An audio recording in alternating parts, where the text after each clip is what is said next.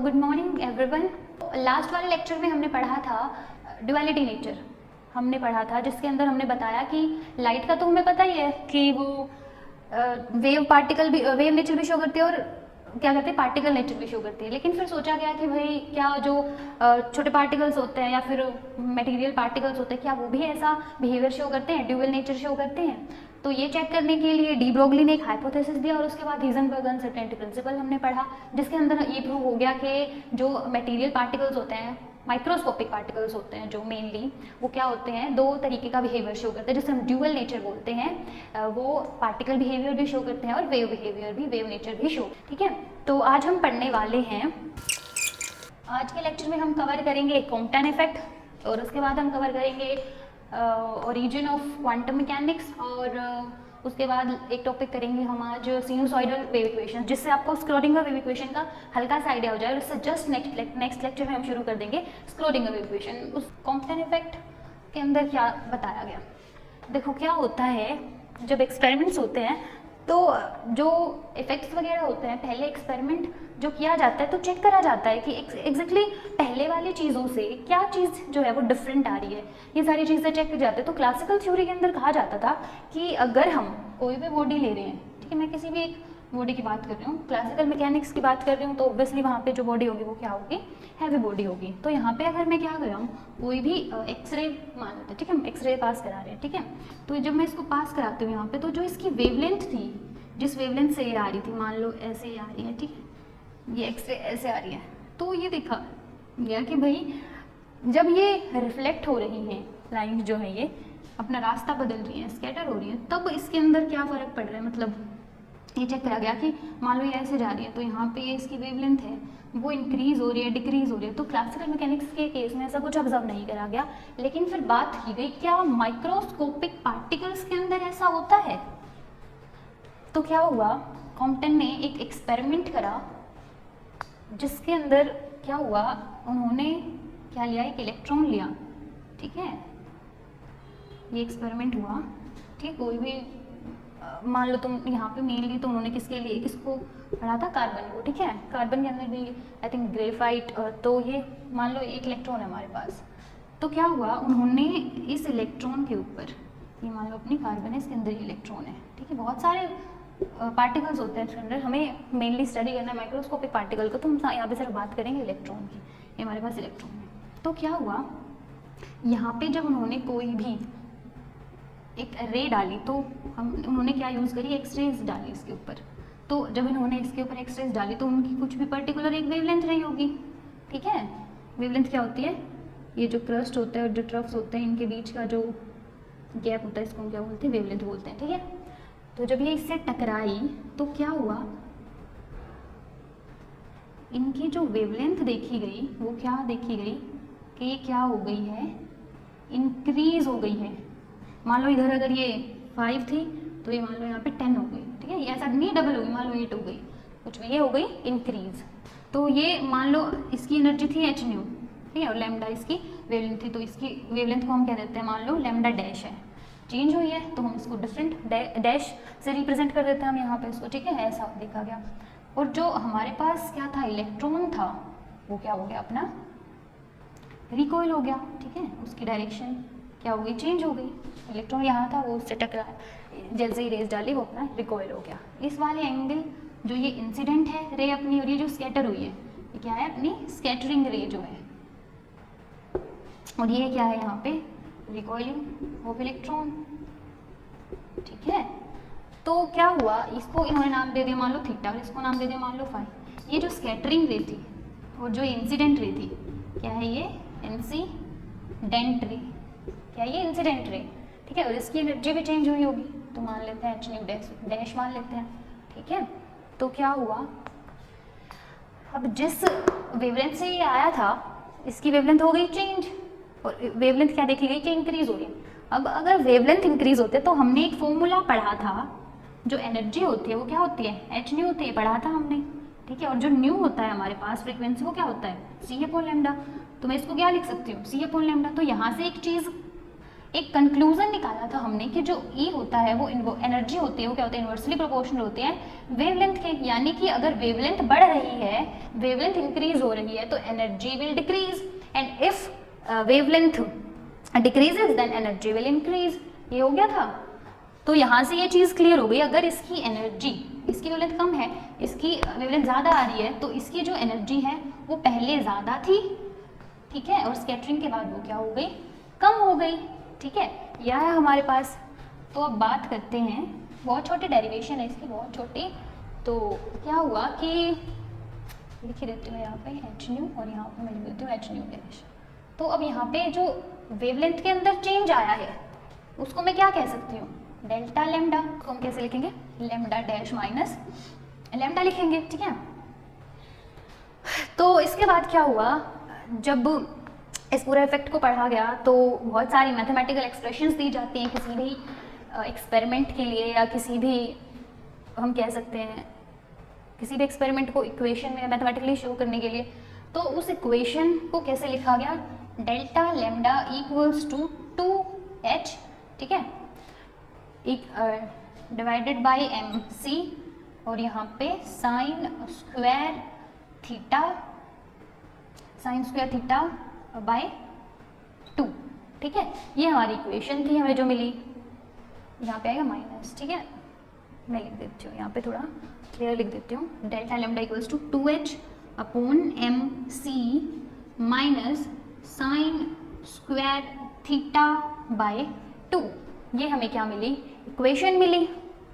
ये equation Compton में थी भाई, जहाँ पे h हमारा प्लैंक्स कांस्टेंट था, डेल्टा लेमडा हमारे पास क्या थी, चेंज इन वेवलेंथ थी, सॉरी, ठीक है। यहाँ पे फिर क्या हुआ, हमें ये कितना हो गया अपना प्लैंक्स कांस्टेंट, ये हो गया मास, ये था हमारे पास एक स्पीड ऑफ लाइट, और यहाँ पे हमें क्या मिला, ये एंगल। अब ये एंगल कौन सा होता है, ये जो एंगल था वो था ये वाला एंगल जो इसके बीच में बना था, स्कैटरिंग रे के बीच में बना था, और किसके बीच में बना था, इंसिडेंट रे के बीच में बना था। अब हम करते हैं इसको फर्दर सोल्व। तो जैसे कि हमने पढ़ा है, जो साइन स्क्वायर थीटा की वैल्यू होती है, साइन स्क्वायर थीटा बाई 2 को हम क्या लिख सकते हैं, साइन स्क्वायर थीटा बाई 2 को हम क्या लिख सकते हैं, हम साइन स्क्वायर थीटा बाई 2 को 1 माइनस कोस 2 थीटा लिख सकते हैं। तो इसको मैं कैसे लिख सकती हूँ, अब 2h अपॉन mc, और ये कितना हो जाएगा हमारे पास, इसको मैं लिखूंगी 1 माइनस कोस 2 थीटा, मैं इसको लिख सकती हूँ, ठीक है। 2 कहाँ से आया, ये वाला 2 कहाँ से आया, ये वाला 2, ठीक है। ये यहाँ से हम इसको हटा देंगे, डेल्टा लेमडा की वैल्यू आ गई हमारे पास। अब इन्होंने क्या किया, इन्होंने देखा कि अगर मैं क्या करूँ, थीटा को पुट कर दूँ 0 डिग्री, यानी कि अगर एंगल यहाँ पे 0 है, या फिर एंगल यहाँ पे 90 डिग्री है, या फिर एंगल है मान लो 180 डिग्री, तो ऐसे कुछ एंगल्स को स्टडी किया गया। तो अगर मैं यहाँ पे 0 पुट करूँ तो कोस 0 की वैल्यू कितनी हो जाएगी, 1 हो जाएगी। तो यहाँ पे कितना आएगा, delta lambda equals to h upon mc, ठीक है, into 1 minus cos 2 theta. Theta की वैल्यू 0 मतलब ये पूरा 0, कितनी हो जाएगी वैल्यू, 1 हो जाएगी। कोस 0 कितना होता है, 1 होता है, 1 माइनस 1 0, तो डेल्टा लेमडा की वैल्यू क्या आई, 0 आई। यानी कि अगर एंगल जो है स्कैटरिंग और इंसिडेंट रे के बीच में वो 0 है, तो उस टाइम क्या होगा, जो चेंज इन वेवलेंथ होगा वो क्या होगा, हमारा 0 होगा, ठीक है। चेंज इन वेवलेंथ कितना होगा, 0 होगा। इसके बाद इन्होंने क्या पुट किया, इन्होंने पुट की 90, ठीक है। थीटा की वैल्यू कितनी पुट करी, 90 पुट करी, और कोस 90 की वैल्यू कितनी होती है, 0 होती है। कोस 90 की वैल्यू 0 होती है, तो यहाँ पे अगर मैं ये वैल्यू पुट करूँ तो मेरे पास डेल्टा लेमडा कितना आएगा, h by mc into 1 minus कोस, इधर कितना आएगा, 90 पुट कर रहे हैं, कोस 90 की वैल्यू 0 है, तो ये पूरी टर्म क्या हो जाएगी, यहाँ पे 0 हो जाएगी, पूरी टर्म कितनी हो जाएगी, 0 हो जाएगी।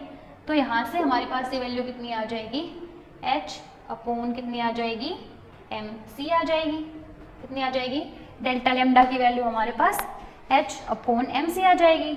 और अगर मैं सोल्व करूँ 180 पुट करके, तो वहाँ पे वैल्यू कितनी आ जाएगी, 180 की वैल्यू कितनी होती है कोस की, -1, कोस 180 कितना होता है, -1 होता है। तो हमारे पास ये वैल्यू कितनी आ जाएगी डेल्टा लेमडा की, यहाँ पे मैंने -1 पुट करा, ऑलरेडी -1 माइनस था, माइनस माइनस प्लस हो जाएगा, 2 हो जाएगा यहाँ पे। तो यहाँ पे वैल्यू कितनी आ गई 2h/mc।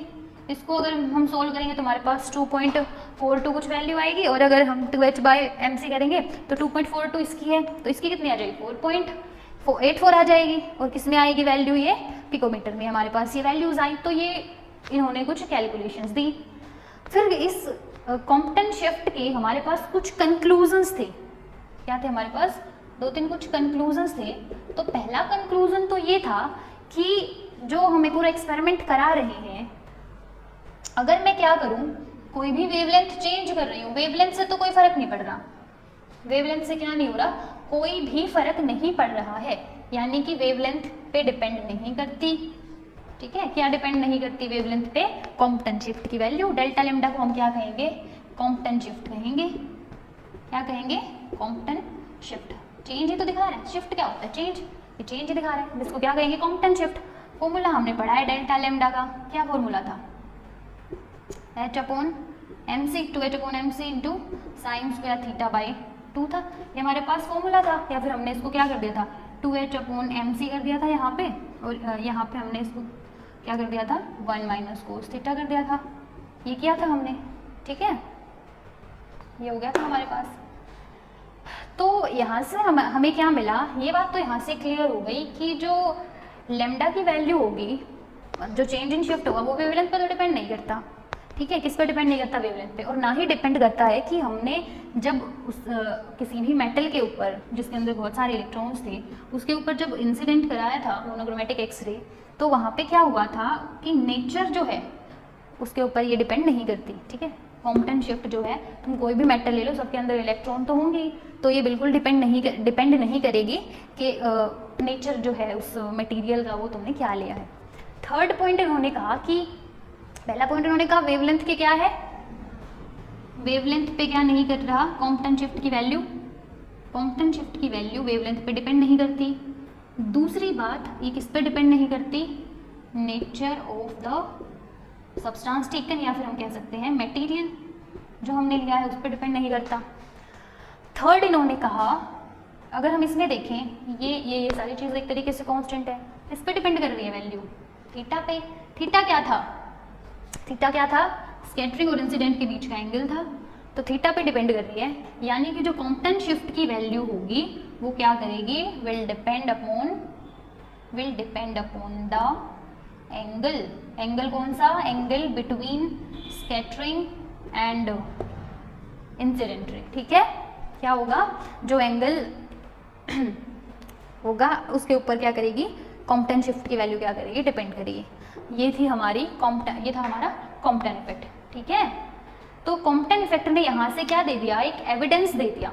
क्या दे दिया, एक एविडेंस दे दिया कि जो लाइट है वो छोटे छोटे पार्टिकल्स से मिलकर बनी हुई है, जिनको हम क्या बोलते हैं, फोटोन बोलते हैं। ठीक है, पैकेट्स ऑफ एनर्जी या क्वांटा। ठीक है, तो यहाँ से ये प्रूफ आ गया कि जो ये है हमारे पास, ये क्या है, जो मटेरियल है हमारे पास, उसके अंदर क्या है, बहुत सारे छोटे छोटे इलेक्ट्रॉन्स हैं, बहुत सारे छोटे छोटे पार्टिकल्स हैं। अब क्योंकि वेव नेचर भी शो करती है, तो हम क्या कह सकते हैं, इसके अंदर क्या है, फोटोन्स हैं। क्या कह सकते हैं हम, इसके अंदर लाइट में हमारे पास फोटोन है, और इसके अंदर क्या है, मटेरियल के अंदर हमारे पास इलेक्ट्रॉन्स हैं। ठीक है, तो ये हो गया। अब क्या हुआ, ये हमने देखा कि वहाँ पे जो एनर्जी की वैल्यू थी, एनर्जी जो थी वो क्या हुई थी, कम हुई थी।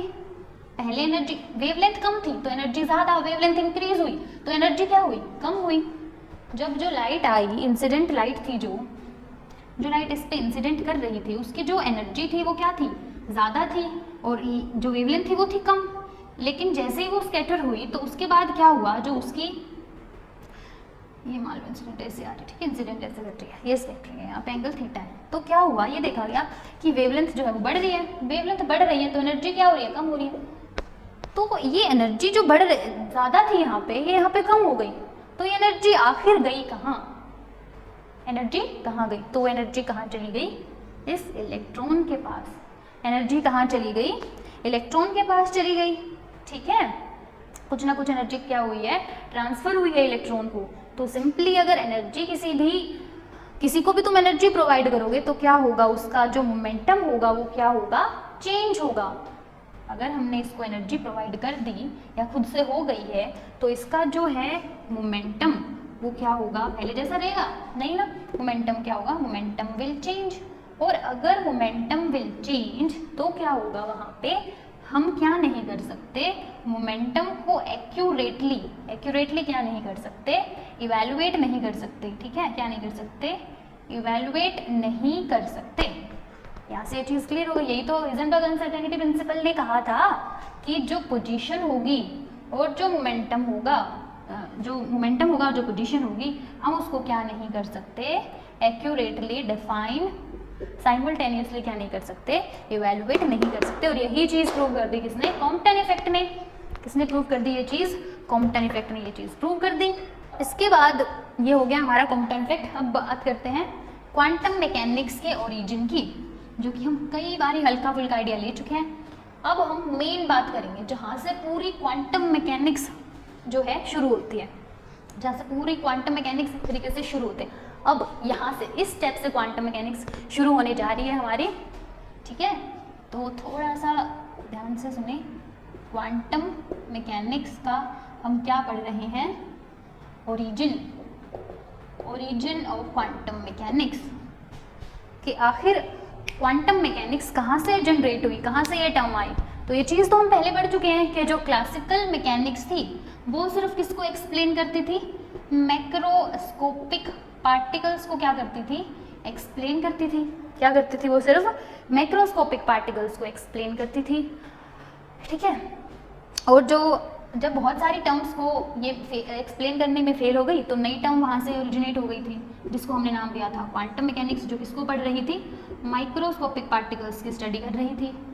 किसकी स्टडी कर रही थी, माइक्रोस्कोपिक पार्टिकल्स। और किसकी बदौलत, डी ब्रोगली और हाइजेनबर्ग, ठीक है। ये तो दो साइंटिस्ट थे बहुत महान, जिन्होंने पूरी क्वांटम मैकेनिक्स का एक तरीके से ओरिजिन ही दे दिया। लेकिन शुरुआत जो थी सबसे अटपटी क्वांटम की, वो की स्क्रोडिंगर ने। इसने स्क्रोडिंगर ने, जिन्होंने एक इक्वेशन दी क्वांटम मैकेनिक्स के लिए, एक वेव इक्वेशन दी, ठीक है, स्क्रोडिंगर वेव इक्वेशन। क्या इक्वेशन दी, स्क्रोडिंगर वेव इक्वेशन। ये है पूरी कहानी। इसके चारों ओर हमारी पूरी क्वांटम घूमती रहती है, इसके चारों ओर, ठीक है। और खासकर जो ग्रेजुएशन की है वो तो इसी के चारों ओर घूमती रहती है। तो स्क्रोडिंगर वेव इक्वेशन इन्होंने दी। अब ये इक्वेशन क्या हुआ था, इन्होंने प्रूव कर दिया कि जो माइक्रोस्कोपिक पार्टिकल है, या हम बात करें इलेक्ट्रॉन की, वो वेव नेचर भी शो करता है और क्या भी शो करता है, पार्टिकल नेचर भी शो करता है। तो फिर इन्होंने, ऐसा किसी भी साइंटिस्ट ने इससे पहले नहीं किया। सब साइंटिस्ट्स ने जब भी कोई थ्योरम वगैरह कुछ भी थी तो उनके लिए कोई ना कोई इक्वेशन दी थी। तो अब वेव तो प्रूव कर दिया कि हाँ, जो माइक्रोस्कोपिक पार्टिकल होता है वो अपना क्या होता है, वेव नेचर शो करता है। लेकिन उसकी जो इक्वेशन देने की जिम्मेदारी आई स्क्रोडिंगर पे। उन्होंने इक्वेशन दी curl square psi upon curl x square plus curl square psi upon curl Y square plus curl square z upon curl square psi upon curl Z square, ठीक है, plus 8 pi square m into E minus we psi equals to 0। और divide में क्या आया इसके, 8 pi square m by 8 pi square M by H square, ठीक है, e minus we psi equals to 0। ये हमें क्या दी गई, एक इक्वेशन दी गई, ठीक है। इन्होंने दी है, स्क्रोडिंगर ने इक्वेशन दी, curl square psi upon curl x square plus curl square psi upon curl Y square plus curl square psi upon curl Z square plus 8 pi square M by H square into E minus we psi equals to 0। ये पूरी equation आप सोच रहे होंगे कहाँ से आई, ठीक है, जो बनता भी है सोचना। अभी फिलहाल के लिए आप बस याद रखिए ये इक्वेशन होती है, धीरे धीरे आप इस इक्वेशन को सीख जाएंगे और याद हो जाएगी, क्योंकि यही इक्वेशन जो है पूरी क्वांटम मैकेनिक्स में यूज होती जाएगी, ठीक है। तो इस इक्वेशन का एग्जैक्टली क्या सीन था मैं बताती हूँ आपको।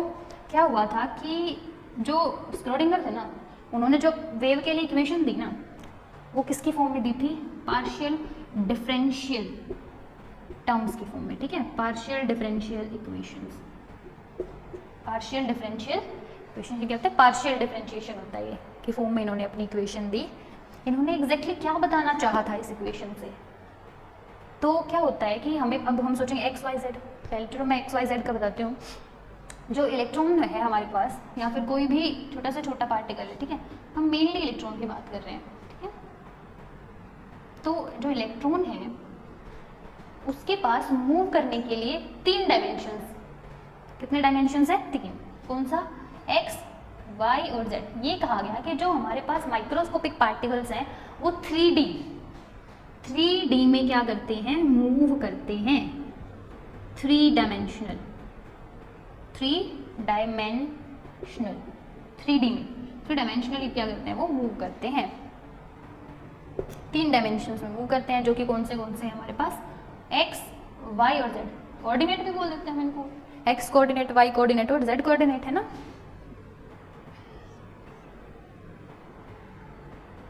ठीक है, ये ऐसे होता है हमारे पास एक्स, वाई और जेड कोऑर्डिनेट। ऐसे क्या करते हैं ये? इसके अंदर क्या करते हैं? मूव करते हैं, घूमते रहते हैं। तो ये इन्होंने कहा।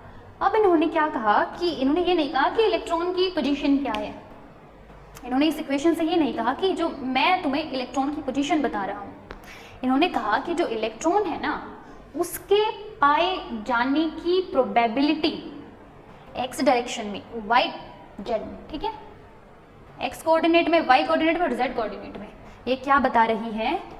Probability of finding an electron in X coordinate, probability of finding an electron in Y coordinate, probability of finding an electron in Z direction, ठीक है। और ये जो पूरी टर्म थी ये एनर्जी वगैरह थी, ठीक है, ये पूरी टोटल एनर्जी थी, पोटेंशियल एनर्जी थी, ये कांस्टेंट रहना था। ये पूरी टर्म तो हम खैर पढ़ लेंगे, पूरी इक्वेशन में आपको स्क्रोडिंगर के अंदर, जब स्क्रोडिंगर वेव इक्वेशन हम डिराइव करेंगे, उसका एक्सप्रेशन करेंगे, तो उसके अंदर हम इसको डिराइव करना सीखेंगे।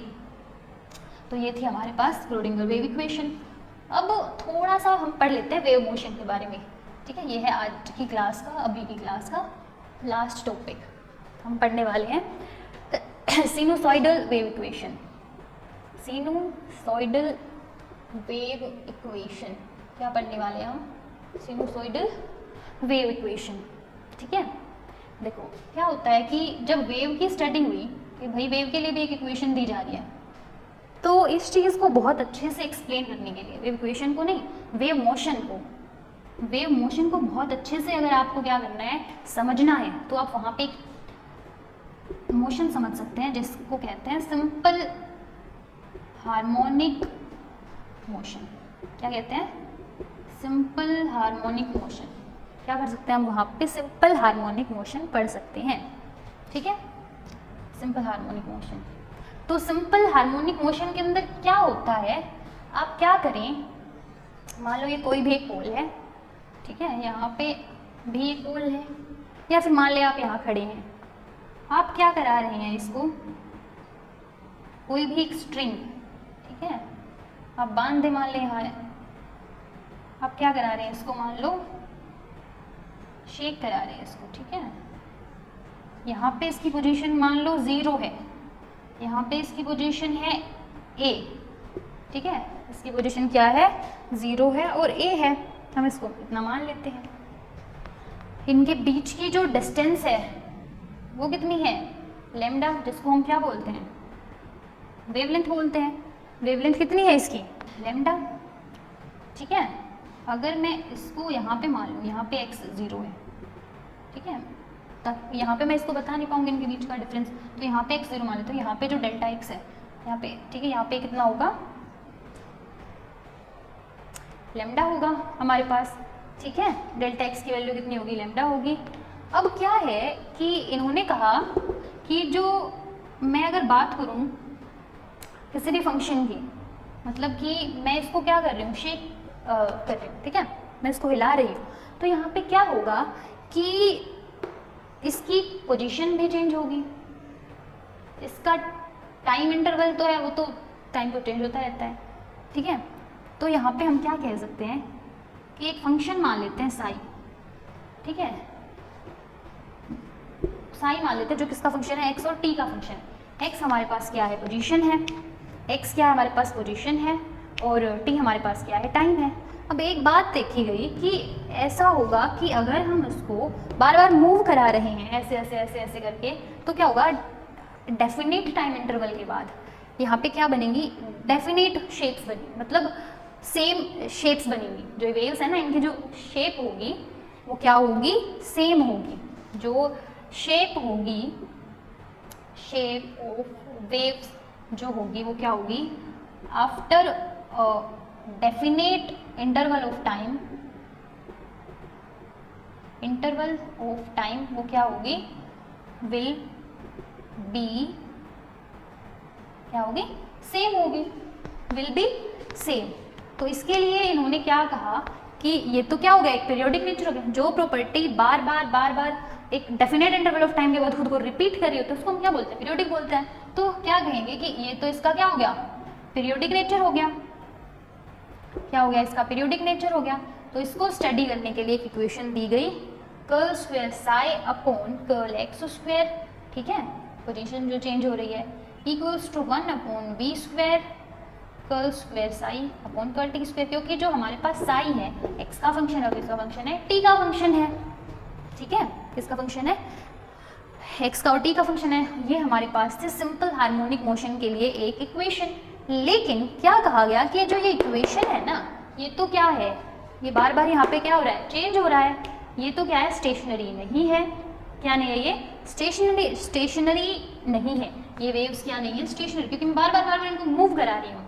तो इनको नाम दिया गया रनिंग वेव्स। क्या कहा गया कि जो तुमने एक्सप्लेन की है ना ये इक्वेशन, ये तो तुमने किसके लिए लिख दी, रनिंग वेव्स के लिए लिख दी, क्योंकि तुम बार बार उसको मूव करा रहे हो। लेकिन हम तो बात करें एटम या मॉलिक्यूल्स के अंदर, तो हम बार बार मूव नहीं करवाएंगे वेव्स को। तो उन्होंने कहा कि हमें तो पढ़नी है स्टेशनरी वेव्स। क्या पढ़नी है, हमें स्टेशनरी वेव्स पढ़नी है। तो हम बात करें अगर स्टेशनरी वेव्स की, तो क्या होता है स्टेशनरी वेव्स। इस केस के अंदर हम मान लेते हैं कि हमने क्या किया, एक धागा लिया, एक रस्सी ली, उसको हमने मान लो बांध दिया है, ठीक है, ऐसे, और हम उसको क्या कर रहे हैं, एक जगह से हमने उसको क्या कर रखा है, पकड़े रखा है, ठीक है। ये क्या है, हमारी स्टैंडिंग वेव है, और जिसका हम सिर्फ क्या कर रहे हैं, एक सिरा जो है हम वो क्या करा रहे हैं, उसका मूव करा रहे हैं। तो इसके अंदर क्या होगा, ये भी, ये जो वो वाली क्या थी, रनिंग वेव्स थी, वो टाइम का फंक्शन थी हमारे पास, तो वो क्या थी, टाइम डिपेंडेंट थी। लेकिन अगर हम टाइम डिपेंडेंट, एक तो इतने छोटे पार्टिकल्स हम पढ़ रहे हैं, ऊपर से हम उसको टाइम के रिस्पेक्ट में पढ़ें, तो वो क्या हो जाता है, बहुत ज़्यादा ही कॉम्प्लिकेटेड हो जाता है। तो टाइम को क्या करने के लिए, नेग्लेक्ट करने के लिए, लीव करने के लिए हमने क्या पढ़ा, स्टैंडिंग वेव्स को पढ़ा। इसमें हम क्या करेंगे, सिर्फ एक ही सिरा मान लो स्ट्रिंग का हम क्या कर रहे हैं, मूव करा रहे हैं। तो यहाँ पे क्या होगा, जो स्टेशनरी वेव्स हैं, इसका मतलब जो साई की वैल्यू है वो टाइम पे डिपेंड नहीं करती, और जो साई है वो क्या होगा, टाइम के साथ चेंज नहीं होगा।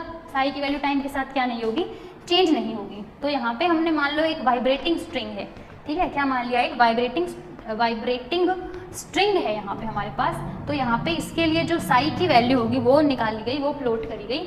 तो इसको ये जो थोड़ा, ये कुछ ऐसा दिखेगा, ठीक है, तो ये कुछ ऐसा दिखा, ये थोड़ा अच्छा नहीं, ठीक है। ये हमारे पास क्या है, सिर्फ एक सिरे से हम इसको क्या कर रहे हैं, मूव करा रहे हैं। एक वाइब्रेटिंग स्ट्रिंग का क्या ये एग्जांपल है, क्या है हमारे पास, स्टैंडिंग वेव्स हैं। ये क्या है हमारे पास, स्टैंडिंग वेव्स है, जहाँ पे जो साई है वो टाइम के पे डिपेंड नहीं कर रहा है। तो यहाँ पे हमारे पास क्या होगा, जब इसके लिए इक्वेशन दी गई स्टेशनरी वेव्स के लिए, तो वो इक्वेशन थी psi equals to A sine 2 pi upon lambda into x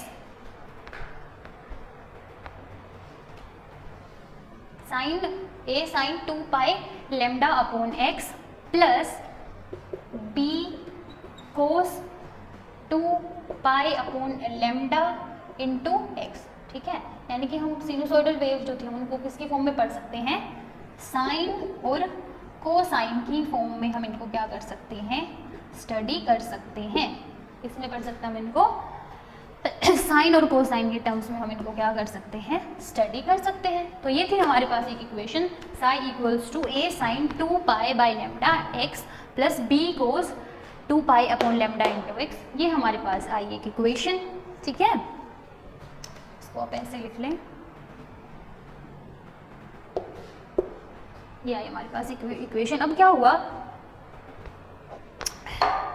अब हमारे पास क्या हुआ, जो वाइब्रेटिंग स्ट्रिंग है, मान लो यहाँ पे ये है x इक्वल्स टू 0, यहाँ पे है हमारे पास एक x इक्वल्स टू a, हमारे पास ये है, ठीक है, पोजीशंस हैं 0 और क्या है हमारे पास ये है। अगर मैं क्या करूँ, साई यहाँ पे एज इट इज रखूँ, यहाँ पे मैं वैल्यू पुट कर दूँ, ये कितना हो जाएगा, साइन 2 पाई लैम्डा 0 हो जाएगा, पूरी टर्म 0 हो जाएगी। ये पूरी टर्म अगर 0 हुई तो साइन 0 क्या होता है हमारे पास, 0 होता है, तो क्या हो जाएगा, ये 0 हो जाएगा, प्लस ये वाली वैल्यू अगर मैं चेक करूँ तो हमारे पास ये वैल्यू कितनी हो जाएगी, कोस 0 कितना होता है, 1 होता है, कोस 0 कितना होता है, 1 होता है। तो यहाँ से हमारे पास क्या होगा, ये वैल्यू कितनी आ गई यहाँ पे, b कोस 0 आ गई, यहाँ पे हमारे पास ये कितनी आ गई, हमारे पास 0 आ गई। तो यहाँ पे अगर कोस की वैल्यू 1 होती है, कितनी होती है, 1 होती है, तो हमारे पास क्या आ गई, ये वैल्यू b की वैल्यू हमारे पास कितनी आ गई, 0 आ गई, कितनी आ गई, 0 आ गई। आप सोचेंगे कि 0 क्यों आई, तो उसका रीज़न ये है कि जो वाइब्रेटिंग स्ट्रिंग था उसको हमने 0 पोजीशन पे बांधा, ठीक है, टाई करा, और x इक्वल्स टू है, इसका मतलब जो स्ट्रिंग है उसको हम वाइब्रेट नहीं करा रहे हैं, क्या नहीं करा रहे हैं, वाइब्रेट नहीं करा रहे हैं। यहाँ पे हमारे पास साई की वैल्यू जो है वो कितनी है, 0 है, साई की वैल्यू कितनी है हमारे पास, 0 है। तो यहाँ से क्या आ गई, b की वैल्यू 0 आ गई, एक तो आ गया हमारे पास ये जहाँ पे हमारे पास क्या है, b की वैल्यू 0 है। इसी तरह x की साई की वैल्यू यहाँ पे 0 है, और साई की वैल्यू अगर हम बात करें पोजीशन a पे, तो तब क्या होगा, अगर मैं बात करूँ a पे, तो तब क्या होगा, इसको मैं यहाँ पे कितना रखूँगी, a sine 2 pi upon lambda, यहाँ पे कितना आ गया, a आ गया, और यहाँ पे ये वैल्यू कितनी है हमारे पास, कितनी है हमारे पास 0 है। और अब आप यहाँ पे अगर रखे वैल्यू b की वैल्यू, यहाँ पे कितनी आई है, b की वैल्यू 0 आई है, तो हम यहाँ पे क्या रखेंगे, 0 रखेंगे। तो यहाँ से हमारे पास क्या आ गई, जो a sine 2 pi upon lambda है वो डॉट a है वो 0 आ गया। यानी कि जो साइन की वैल्यू है वो 0 कब होती है, जब हमारे पास क्या हो, जो हमारे पास ये a की वैल्यू है वो हमारे पास जब कितनी हो, x पाई, ठीक है, कितनी हो हमारे पास, x पाई हो।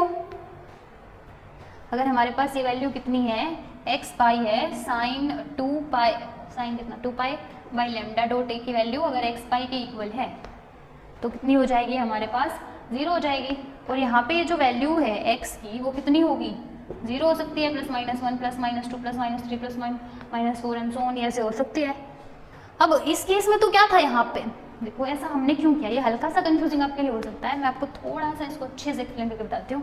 क्या हुआ कि यहाँ पे इन्होंने देखा कि a की वैल्यू जब 0 है ना, साई की वैल्यू क्या है, 0 पे 0 है, यानी कि तुम x की कोई भी वैल्यू रख रहे हो तो वहाँ पे ये वैल्यू क्या आ रही है, साई की 0 आ रही है। तो अब इससे तो हम कुछ कंक्लूजन निकाल सकते हैं, तो ये क्या हो गई, अनएक्सेप्टेबल हो गई, ये जो टर्म है, ये जो कंडीशन है, ये क्या हो जाएगी, अनएक्सेप्टेबल हो जाएगी। हमें तो क्या चाहिए, एक ऐसी टर्म चाहिए ना जो अच्छे से डिफाइन कर सके उसको, तो हम क्या मान लेते हैं, अब इसको भी 0 मान सकते हैं, इसको भी, लेकिन हम इसको 0 मानेंगे तो ये पूरी टर्म क्या हो जाएगी, हमारे पास 0 हो जाएगी। तो इस वजह से हम क्या करेंगे, ये वाली टर्म जो है हम इसको क्या लेंगे, 0 मान के चलेंगे। तो इस केस में अगर ये वाली वैल्यू 0 है तो यहाँ पे अब ये वैल्यू जो है, ये पूरी टर्म कैंसिल नहीं हो रही है, ये वाली टर्म हमारे पास बच रही है। तो यहाँ पे क्या हो जाएगी हमारे पास, ये वाली टर्म आ गई, ये वाली जो टर्म है a 2 पाई बाई लैम्डा जो है हमारे पास, 2 pi by lambda into a जो है हमारे पास वो क्या है, x पाई के इक्वल है, और x की वैल्यू हमारे पास 0 +-1 +-2 +-3 एंड सो ऑन हम रख सकते हैं। और ये जो कंडीशन है ये क्या है, एप्लीकेबल है। तो अब यहाँ से हमारे पास जो साई है उसकी वैल्यू कितनी आ गई, a sine 2 pi by lambda dot a, ये वाली हमारे पास आ गई है अब एक इक्वेशन। क्या इक्वेशन आ गई है, साई, क्योंकि हमने सिर्फ ये वाली टर्म 0 ली है। आप ये बात याद रखें, अगर हम ये वाली टर्म 0 लेंगे, ये वाली टर्म हर एक वैल्यू ऑफ x के लिए 0 हो जाएगी, लेकिन अगर हम ये वाली टर्म 0 लेते हैं तो हमारे पास साई की वैल्यू एक बन जाएगी, ठीक है, साई की वैल्यू हमारे पास कुछ आ जाएगी, और उस वजह से ये क्या हो जाएगी, एक्सेप्टेबल हो जाएगी, और वो क्या होगी, अनएक्सेप्टेबल होगी। तो इस वजह से हम साई की वैल्यू क्या लेके चलेंगे, a sine 2 pi by lambda dot a, ये हमारे पास क्या आ गई। इस इक्वेशन को हम कहते हैं सिनुसॉइडल वेव इक्वेशन, इसका हम आगे यूज़ करने वाले हैं। इस वजह से आज मैंने आपको ये इक्वेशन पढ़ाई है, और अब नेक्स्ट लेक्चर में हम पढ़ेंगे Schrödinger wave equation. Thank you.